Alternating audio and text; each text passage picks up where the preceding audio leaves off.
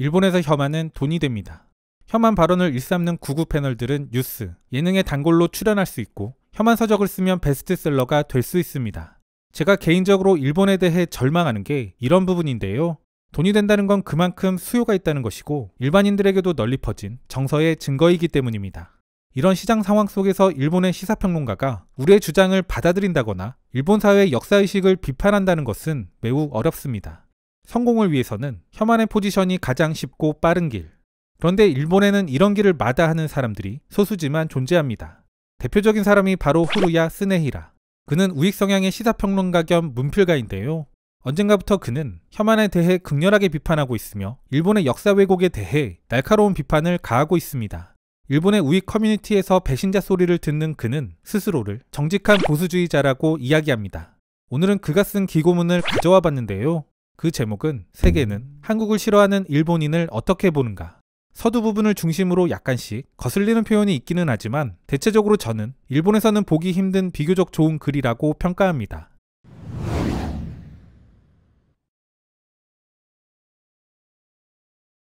서구권의 한일 관계에 정통한 사람은 불행히도 적다.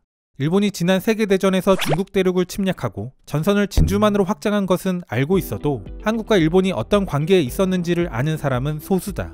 다만 다소 거친 비유이기는 하지만 전쟁 전후 한일 관계를 프랑스, 알제리 관계와 비슷하다고 설명하면 설득력을 얻는 경우가 제법 있다. 프랑스는 알제리를 합병한 후 행정기관을 설치해 프랑스법의 지배를 받게 했다. 일본의 조선 지배도 이와 비슷하다. 비록 서류상으로나마 조선인들은 본국 일본과 동등한 대우를 받았다.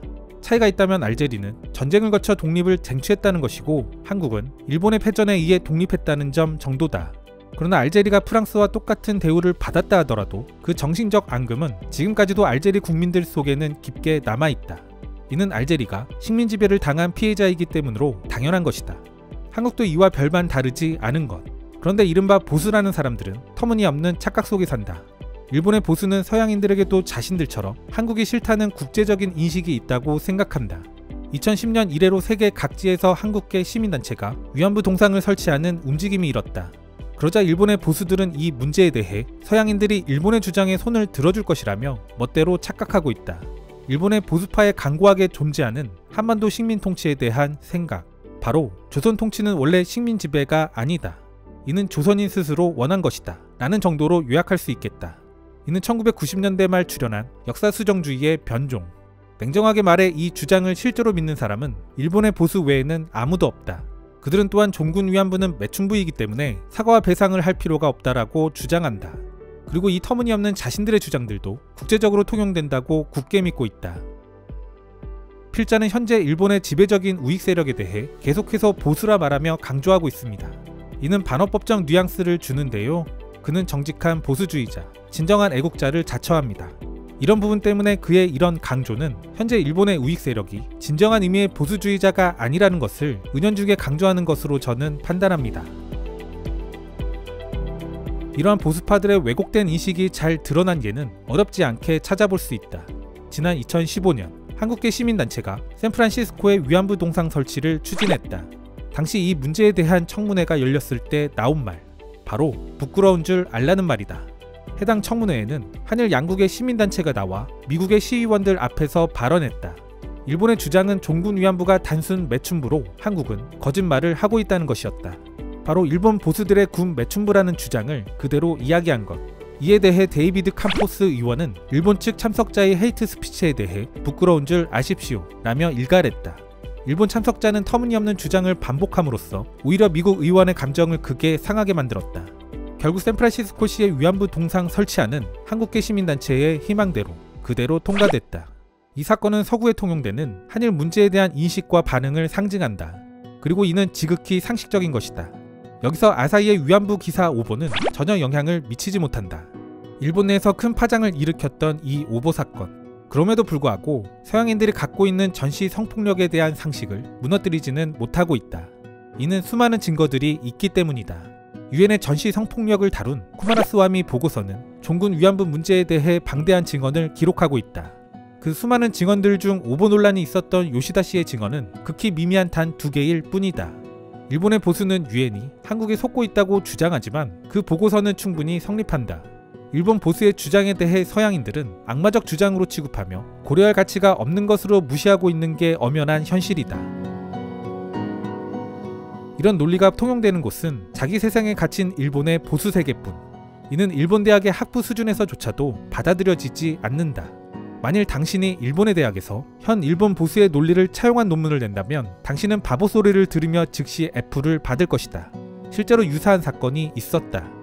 일본 보수의 주장을 트위터를 통해 설파했던 도쿄대 부교수가 해고됐던 것이다. 한편 아시아의 눈을 돌려보면 사정은 약간 달라진다.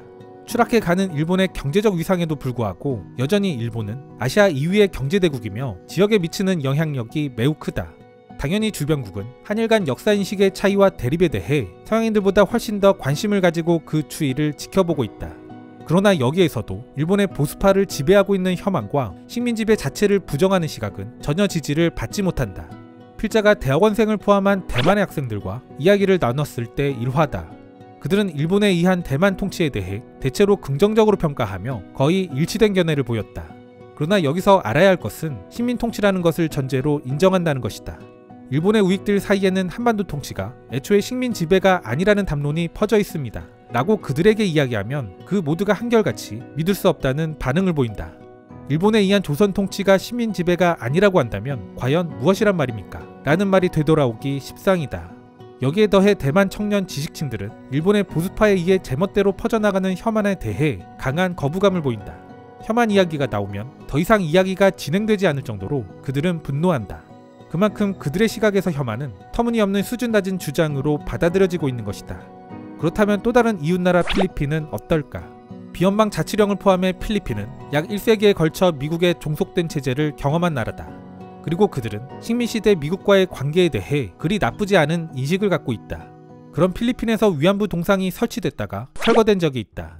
그런데 여기서 동상이 철거된 이유에 대해 정확히 알아야 한다. 필리핀 사람들은 일본 제국주의가 조선과 대만을 식민 통치했다라는 역사적 사실에 대해 흔들림 없는 보편적 인식으로 공유한다. 이뿐만 아니라 일본군에 의한 전시 성폭력에 대해서도 일본 보수의 시각을 지지하는 흐름은 전혀 없다. 상황이 이런데도 일본 보수는 또다시 착각 속에 빠진다. 동상의 철거는 결코 위안부가 매춘부라는 제멋대로인 주장을 인정한 의미가 아니다. 단지 경제적으로 영향력이 강한 일본, 그 정부의 심기를 고려한 것일 뿐이다. 대만은 대표적인 친일본 성향의 국가로 점점 사라져가는 흐름이긴 해도 혐한 정서도 다소간 존재하는 국가입니다. 그리고 대만인들의 주변국에 대한 호감도를 조사해보면 일본은 항상 최상위권을 보이는데요. 그런 대만에서도 특히 젊은 층에서는 일본의 혐한 정서와 주장을 이해할 수 없다는 반응들이 나옵니다. 기사는 이런 포인트들을 지적하고 있는 겁니다. 일본 보수가 2010년대 들어서 내세웠던 소위 역사전쟁. 그들은 특히 이러한 역사전쟁의 초점을 한일 관계에 맞추고 있으며 자신들의 주장을 국제사회가 받아들이도록 하기 위해 노력해왔다. 그러나 그들만의 전쟁에서 그들은 지속적으로 패배하고 있다. 예를 들어 자민당의 스기타 미오 의원은 이 운동의 최전선에 있었지만 그러나 그녀는 일만의 국제적 호응도 이끌어내지 못했다. 왜 그럴까? 이는 보수가 주장하는 역사전쟁이 그 어떤 의미에서도 기초적인 역사적 사실에 근거하지 않았기 때문이다. 현재 대일 감정이 비교적 좋은 주변국에서조차도 일본 보수의 주장은 터무니없게 여겨지며 논외의 문제로서 전혀 받아들여지지 않고 있다. 그러나 일본의 보수파들은 샌프란시스코에서 그리고 유럽에서 산산이 깨진 괴상한 논리를 기계처럼 매번 반복하며 절규하고 있다. 그들은 역사전쟁이라 말하지만 실제 전쟁에서 매번 지는 경우는 드물다. 서양인을 포함해 국제사회에서 일본의 혐한이 공감을 얻을 날은 영원히 오지 않을 것이다. 일본 언론들을 살펴볼 때 개인적으로 자주 느끼는 답답함이 하나 있습니다.